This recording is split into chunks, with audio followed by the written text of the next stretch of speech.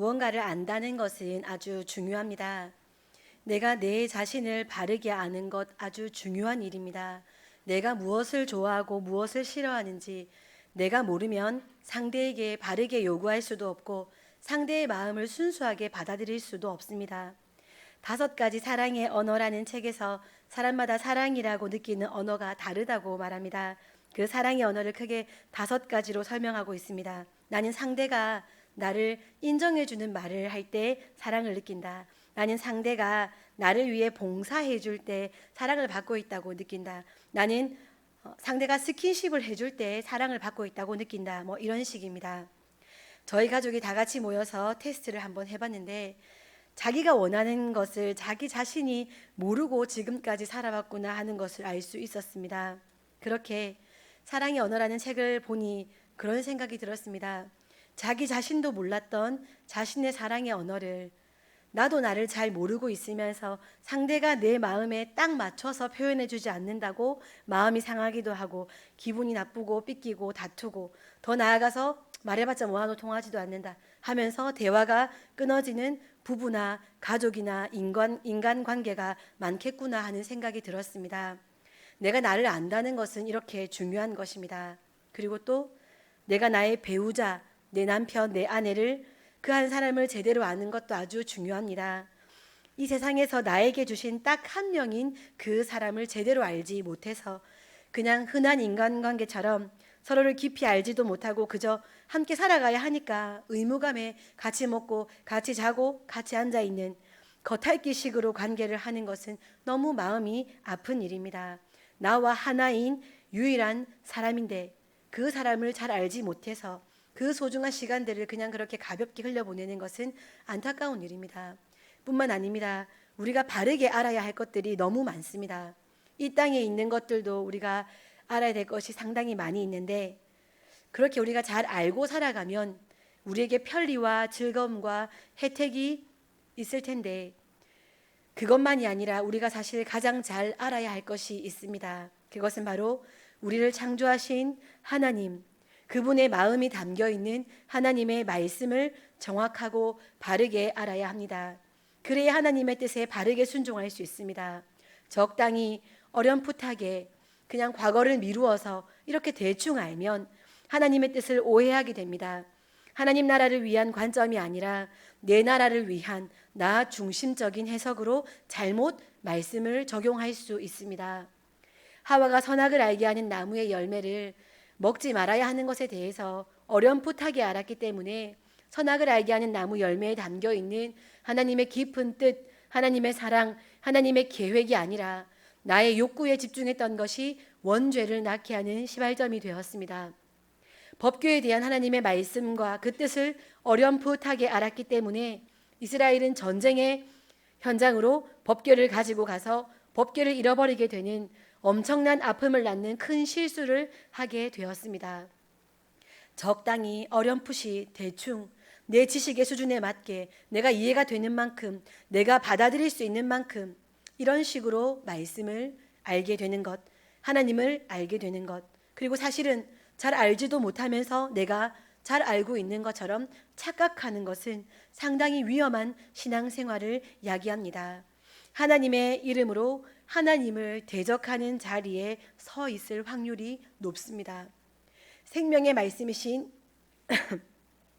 생명의 말씀이신 예수님을 통해서 죽을 인생이 새 생명을 얻게 되었는데 그런 우리가 말씀 안에 담긴 그 생명을 바르게 알지 못하고 하나님의 성품과 뜻과 섭리를 깨닫지 못해서 말씀을 자기 중심적으로 사용하는 모습들은 모순 중에 최고의 모순입니다. 우리를 지금 이렇게 살게 하신 것이 살아있는 말씀이신 예수님이신데 그 말씀이 원하는 대로 살아가지 않고 그 말씀을 내가 주도적으로 곡해해서 하나님을 대적하는 자리에 서 있다는 것이 모순이라는 말씀입니다. 말씀을 도구로 사용해서 삿대질을 하고 상대를 비난하고 미워하고 말씀을 사용해서 자기만 옳다고 주장하는 모습들, 그리고 거짓이고 죽음인 이단을 말씀 공부를 통해서 이단을 들어가게 되고 이단에 빠지게 되는 것, 하나님 앞에서 너무나 민망하고 마음이 아픈 일입니다. 사랑하는 성도 여러분, 말씀을 정확히 알아야 합니다. 글자 그대로 아는 것도 필요하지만 그 말씀 안에 담겨 있는 하나님의 마음, 그분의 성품, 그분의 뜻, 그 의미를 제대로 알고 믿어야 합니다. 오늘 본문에서는 그릇된 지식과 올바른 지식이 비교됩니다. 그 지식들은 서로 다른 결과를 낳습니다. 첫 번째로 본문에서는 바르지 못한 지식을 가진 무리들의 이야기가 나옵니다. 예수님께서 제자들에게 한 가지 질문을 하십니다. 무리가 나를 누구라고 하느냐라는 질문이었습니다. 사람들이 보기에 예수님은 세례 요한, 엘리야 혹은 옛 선지자와 같았습니다. 무리들은 나름대로 예수님을 좋은 분으로 생각했고 능력 있는 분으로 생각했습니다. 그래서 예수님의 말씀을 귀 기울여 들으려고 했고 예수님께서 보여주시는 기적에 열광하기도 했습니다. 하지만 예수님에 대한 무리의 생각은 정답은 아니었습니다. 오늘날에도 예수님을 4대 성인 중에 한 분이다라고 좋게 생각하고 있는 사람들이 많이 있습니다. 그들도 틀렸습니다. 예수님은 세례 요한이나 엘리야 혹은 여느 선지자들 또 여느 성인들과 비교할 수 없는 분이십니다. 예수님은 우리를 위해 이 땅에 오신 유일한 구원자, 신이신 하나님의 아들이십니다. 예수님을 뛰어난 선지자로 여긴 무리의 생각은 그들에게 좋은 가르침을 주거나 그들의 생각을 키우는 데에는 도움을 줄 수 있을지는 모르겠지만 그들을 구원으로 이끌지는 못합니다. 예수님께 호의적인 마음을 가졌지만 더 깊은 헌신과 충성으로까지는 나아갈 수 없습니다. 무리는 예수님을 쫓아만 다니는, 그리고 어느 순간에 사라져버릴 팬에 불과합니다. 이 연예인이 좀 멋있으면 이 연예인에게 홀딱 빠져서 모든 돈도 시간도 마음도 다 들여서 좋아하다가 또 다른 멋진 연예인이 나오면 그 연예인에게 옮겨 타가지고 또 그 연예인 좋아가지고 정신도 못 차리고 밥도 안 먹고 잠도 안 자고 그렇게 하는 팬처럼, 이 아이돌이 멋지면 거기 또 빠졌다 저기 빠졌다가 이렇게 하는, 그냥 예수님도 우와 완전 멋지다 엄청 대단하다 하면서 예수님을 쫓아다니는 팬에 불과하다는 말씀입니다. 당시에 세례 요한이 상당히 멋진 사람이었습니다. 그래서 많은 사람들이 세례 요한을 따라다녔고 구경했고 막 보고 싶어 했습니다. 그러다가 예수님이 등장하시자 뭐야 더 멋지잖아 하면서 세례 요한에게서 예수님으로 옮겨 탄 것에 불과합니다. 그들은 그렇게 옮겨 타는 수준을 넘어서 심지어 나중에는 예수님께 적대적인 군중이 되어버렸습니다. 예수를 십자가에 못 박으라, 그를 없이 하라 라고 외치는 무리가 되었습니다. 예수님에 대한 바른 지식이 없었기 때문입니다. 그들이 예수님을 하나님의 아들이시다, 구세주이시다, 구원자이시다, 메시아다 그렇게 바르게 알았다면 그들은 예수님을 십자가에 못 박으라고 고함치는 일은 절대로 그들은 하지 못했을 것입니다. 그릇된 지식이 이렇게 무섭습니다. 두 번째로 바른 지식을 가진 제자들을 볼 수 있습니다. 예수님은 두 번째 질문을 던지십니다. 이 질문은 제자들을 향한 것입니다. 너희는 나를 누구라고 하느냐? 라고 물으셨습니다. 베드로가 가장 위대한 고백으로 답합니다. 하나님의 그리스도이십니다. 주는 그리스도시요 살아계신 하나님의 아들이십니다. 이렇게 올바른 대답을 했습니다. 이 올바른 대답은 베드로 안에 올바른 지식이 있었다는 것을 보여줍니다. 마태복음에 의하면 베드로의 지식은 스스로 얻은 것이 아니라 하늘에 계신 하나님 아버지께서 주신 것입니다. 예수님에 대한 올바른 지식이 베드로 안에 있었기에 그는 구원을 받아 하나님 나라를 위해 헌신하는 사람이 되었고 그의 고백 위에 하나님의 교회가 세워지게 된 것입니다. 팬이 되지 않고 제자가 되는 비결은 올바른 지식에서부터 시작됩니다.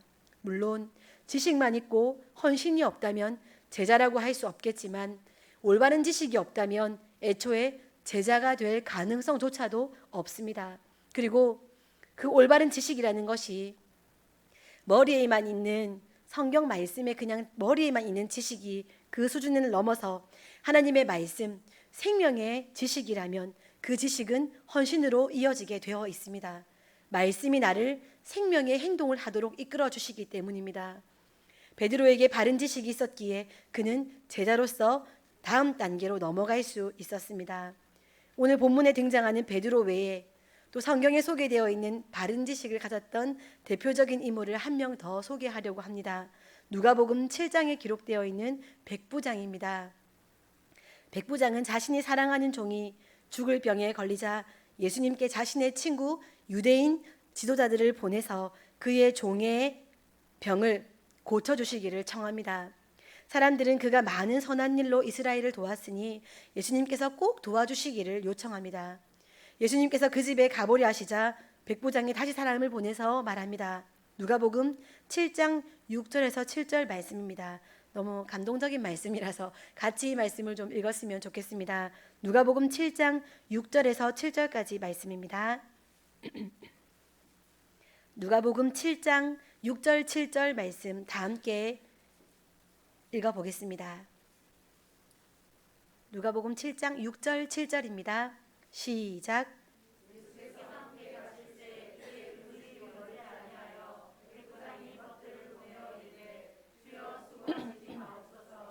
내 집에 들어오심을 나는 감당하지 못하겠나이다. 그러므로 내가 주께 나아가기도 감당하지 못할 줄을 알았나이다. 말씀만 하사 내 하인을 낫게 하소서. 아멘. 자신은 주님을 집에 모실 자격이 없는 자라고 말합니다. 그래서 자기가 스스로 예수님을 직접 찾아뵐 수조차 없었다고 말합니다. 세계를 벌벌 떨게 하는 로마의 시민권을 가진 사람입니다. 100명의 군인이 그의 말 한마디에 움직이는 권력을 가졌습니다. 경제력이야 말해 뭐 하겠습니까? 그뿐만 아니라 피지배 민족 사람들이 추천할 정도로 그는 유대인들을 사랑으로 섬긴 인물입니다. 인격적으로도 종을 사랑하여 치유를 소원할 만큼 너무도 진실한 사람입니다. 권력과 명예로움으로, 편리로, 혜택으로, 좋은 음식으로, 편안한 장소로 예수님을 충분히 대접하고 모실 수 있는 조건을 가진 사람입니다. 게다가 이렇게 조건만 좋았던 것이 아니라 마음 중심에서부터 예수님을 믿었고 사모했습니다. 수많은 병자들을 고쳐주신 분, 인생의 고민을 다 해결해 주실 수 있는 놀라운 지혜를 가지신 분, 그러니 나의 사랑하는 종의 병도 낫게 하실 수 있는 분 하는 믿음이 있었습니다. 얼마나 예수님을 만나 뵙고 싶었겠습니까? 그럼에도 자신은 예수님 앞에 나아갈 자격이 1도 없다고 고백합니다. 조건도 충분한 것 같고 마음 중심도 훌륭해 보이는데 예수님을 직접 만나 뵙지를 못합니다. 백부장은 자신에 대한 바른 이해, 자신을 보는 바른 지식도 가진 사람이었습니다. 더 훌륭한 것은 예수님을 바르게 알았다는 것입니다. 자신이 가진 모든 조건들조차도 예수님을 감히 집까지 모실 조건이 되지 못하는 것은, 예수님 앞에서 고개를 들고 그분의 얼굴을 뵐 수 없는 것은, 예수님은 하나님의 아들, 신이시며 창조의 주님이시고 자신은 피조물이며 죄인에 불과하다는 것을 백부장이 정확히 알았기 때문입니다. 사랑하는 성도 여러분, 우리는 예수님에 대해서도 바른 지식을 가져야 하며 동시에 인간에 대해서도 이중적인 이해, 인간에 대한 바른 이해도 하며 살아야 합니다. 인간은 분명히 존귀한 하나님의 형상입니다. 사랑받을 자격이 충분히 있습니다. 그러나 내가 하나님의 형상이고 사랑받을 자격이 있다 하여서 내가 하나님께 내가 원하는 무언가를 대놓고 요구할 수 있는 자격이 우리에게는 없다는 것도 알아야 합니다. 인간은 심판을 받아 마땅한 죄인입니다. 용서를 요구할 자격이 없습니다. 이 의식을 우리가 바르게 가지고 있을 때 우리는 우리에게 주신 하나님의 은혜를 피부로 느끼며 살 수 있습니다. 주님 앞에 서는 그날까지 자신은 나서서 주님과 만날 수 있는, 요구하고 주장할 수 있는 자격이 1도 없는 죄인이지만 그 은혜가 없이는 살 수 없다는 것을 고백하는 그런 사람이라면, 그런 사람에게는 하나님의 움직임 하나하나, 말씀 한마디 한마디가 기적일 것입니다. 내가 어떻게 오늘도 이렇게 살아서 숨쉬고 있고, 내가 어떻게 지금 이 자리에서 하나님을 예배 드릴 수 있는가? 내가 오늘도 분명히 버젓이 하나님 앞에서 누군가를 미워했고, 마음은 상처투성이었고, 불평불만이었고, 하나님을 의지하지 않고 하나님의 영광을 위해 생각하지 못한 시간이 내 24시간 중에 태반이었는데 어떻게 내가 지금 또 이 자리에 나와서 하나님을 예배드릴 수 있는가? 어떻게 내 코에 호흡이 생명이 그대로 있는가? 이것은 기적이다 하는 마음으로 내가 살아가는 순간순간이 기적이며 은혜의 체험의 순간이 될 것입니다. 백부장과 같이 당당히 무언가를 요구할 자격이나 조건이 내게는 없다는 것도 우리가 잘 알아야 합니다. 주님께만 허락하심이 있다는 것을 우리가 잘 알아야 합니다. 그것이 바른 지식입니다. 누가복음 7장 8절 말씀을 또 한번 7장 8절 말씀을 다 함께 한번 읽어보겠습니다. 7장 8절입니다. 시작. 나도 남의 수하에 든 사람이요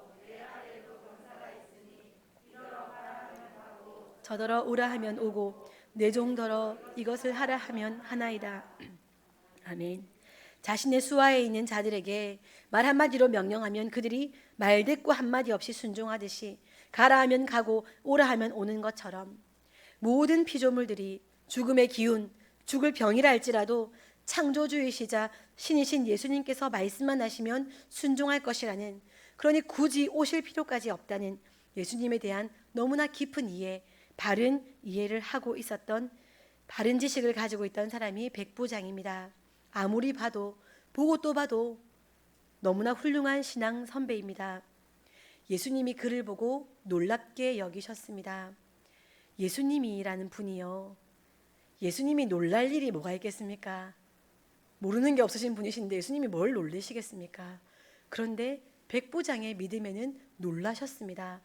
백부장이 한 말을 읽은 우리에게도 감동이 되는데 예수님도 이런 백부장의 그런 믿음에 감동하셨나 봅니다. 이렇게 겸손하면서 동시에 예수님에 대한 확실한 믿음과 바른 이해를 가진 사람을 이스라엘 중에서도 태어나면서부터 신앙 교육을 받은 그들에게서조차 만나보지 못하셨기 때문에 그런 믿음을 이방인인 사람이 가지고 있으니 예수님이 놀라셨습니다. 유대인들은 예수님을 보면서 자신들의 동료나 하류로 보았습니다. 갈릴리 나사렛이라는 촌 동네에서 태어난 사람, 요한의 아들 목수라고 예수님을 생각했습니다. 혹은 자신들의 권력을 빼앗으려 하는 부류의 사람으로 예수님을 취급하면서 시기와 질투로 제거해야 될 대상으로 여겼습니다. 그런데 유대인도 아닌 이방인 백부장이 말씀만 하시면 나을 것을 믿었습니다. 백부장의 믿음을 보신 예수님은 치유를 명하십니다. 이 백부장은 예수님께 칭찬을 받았을 뿐 아니라 사랑하는 이를 살리는 역사를 경험하게 됩니다.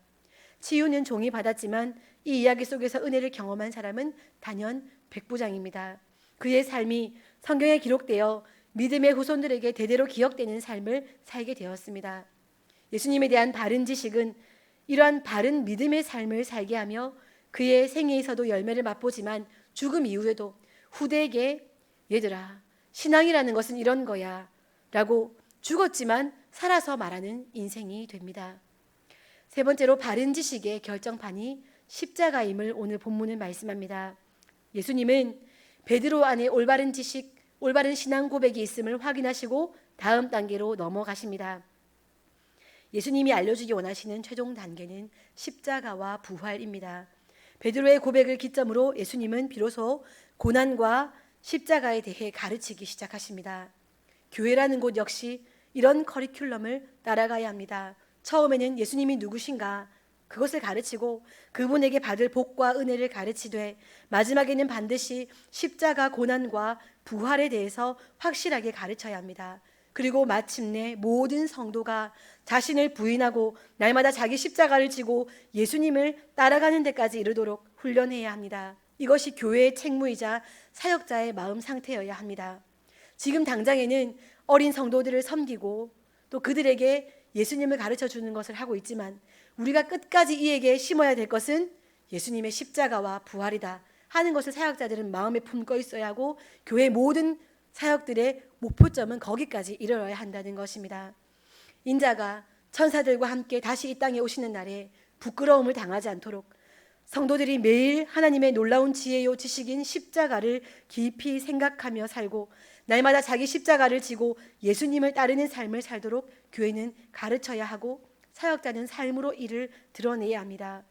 봉사하는 일, 구제하는 일도 힘을 써야 하지만 이런 일들은 세상에서도 어느 정도 채워질 수 있습니다. 하지만 하나님의 말씀을 배우는 일은 교회에서만 가능합니다. 성도들은 예수님에 대해 바른 지식을 가져야 합니다. 그래야 날마다 예수님의 십자가를 바라보며 날마다 자기 십자가를 각자 지고 예수님을 따르는 참된 제자로 살아갈 수 있습니다. 오늘 본문에서 예수님은 당신의 정체에 대한 무리의 견해와 제자들의 견해를 구별해서 물으셨습니다. 이것은 제자들은 예수님에 대해서 무리들과는 질적으로 다른 견해를 가지고 있을 것이라고 기대하셨기 때문입니다. 제자들에게는 바른 지식이 있을 것으로 예수님께서 기대하셨다는 것입니다. 베드로의 대답은 예수님의 기대에 맞게 간결하지만 정확했습니다. 하나님의 그리스도, 하나님께 기름 부음을 받은 자, 하나님께로부터 보냄을 받아서 이스라엘의 구원을 이루실 분이라는 의미입니다. 베드로의 이 고백 이후에 곧바로 순환의 첫 번째 예고가 주어집니다. 여기 4개의 동사가 사용됐습니다. 고난받다, 버림받되다, 죽임당하다, 살아나다 라고 이 4개의 동사가 사용되었는데 앞에 3 동사가 의미하는 신체적인 고통, 사회적인 고립, 생명의 단절, 이 3 단어는 마지막 동사인 살아나다라는 동사의 무게에 견줄 수가 없습니다. 사실 순환 예고는 예수님의 부활에 대한 예고라고 할 수 있습니다. 너희의 바른 지식은 예수님의 십자가와 부활에 대한 바른 믿음으로 드러나야 한다고 예수님께서 그들에게 말씀해 주고 계신 것입니다. 베드로의 고백이 포괄적이고 추상적이라면 예수님의 가르치심은 구체적인 삶의 맥락을 담고 있습니다. 삶에 깊이 뿌리 박은 신앙이 참 신앙입니다.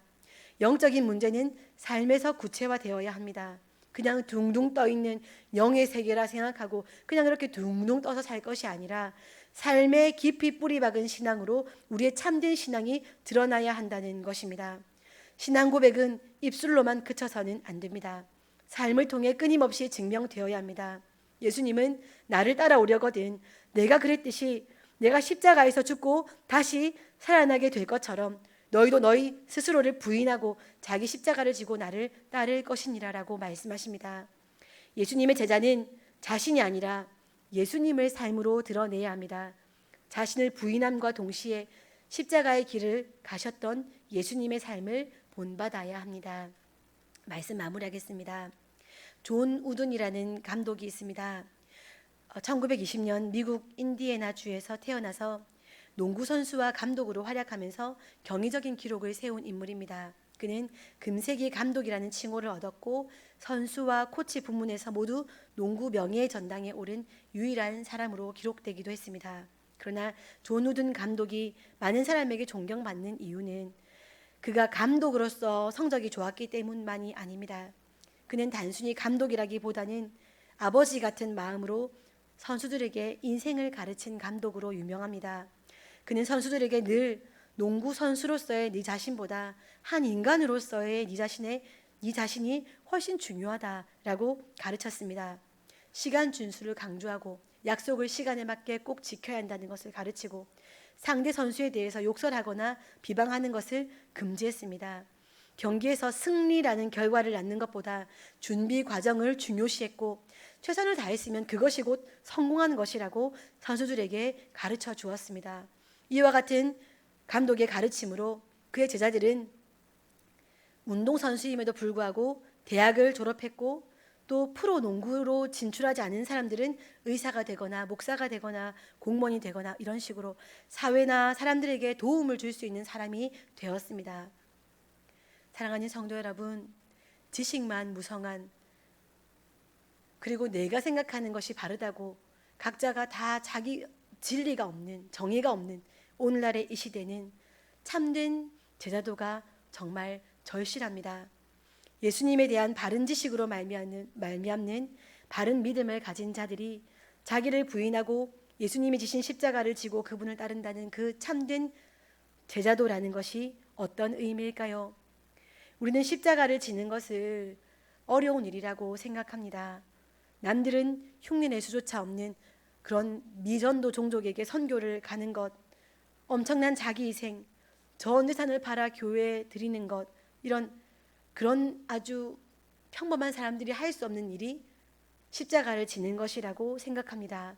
물론 그런 일들도 십자가를 지는 삶이 될 수 있습니다. 하지만 지금 우리에게는 그런 특별한 결단보다는 매일의 삶에서 나의 욕구를 따르는 것을 멈추고 하나님을 인정하며 맡기신 사명을 충실하게 감당하는 것, 겸손히 하나님과 동행하는 것이 십자가를 지는 삶에 더 가까운 모습입니다. 백부장의 삶을 보면 알 수 있습니다. 내가 부여받은 것이 많으니 나는 내 삶을 집중해서 그것을 누리며 행복하게 지내는 것에 집중한 것이 아니라 나에게 속한 그 종 한 사람도 사랑하여서 그가 아파하는 것이 나의 아픔이 되고 그 아픔을 치료하실 수 있는 유일한 분 예수님을 찾아 나올 수 있는 그런 백부장의 모습, 이런 것이 자기를 부인하고 자기 십자가를 지는 삶이라 할 수 있습니다. 더 분명히 알 수 있는 것은 우리 예수님의 삶입니다.